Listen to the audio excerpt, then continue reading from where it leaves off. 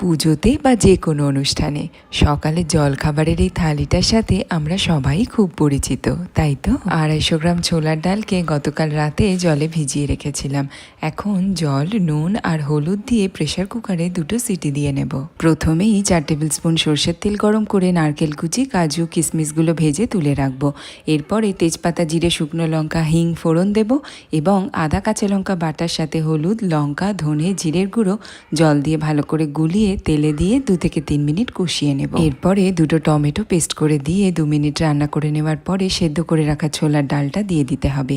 পরিমাণ মতো নুন, চিনি, কাঁচা লঙ্কা দিয়ে দেব এবং ভেজে রাখা নারকেল, কাজু, কিশমিশগুলো দিয়ে 10 থেকে 15 মিনিট রান্না করে নিতে হবে। সবশেষে 1 থেকে 2 টেবিল স্পুন ঘি এবং কিছুটা গরম মশলার গুঁড়ো ছড়িয়ে দিলেই তৈরি হয়ে যাবে গরম গরম ছোলার ডাল। এখন ছোলার ডাল দিয়ে খাওয়ার সাথে কয়েকটা লুচি ভেজে নেব। নুন, তেল এবং পরিমাণ মতো জল দিয়ে ময়দা মেখে রেখেছিলাম।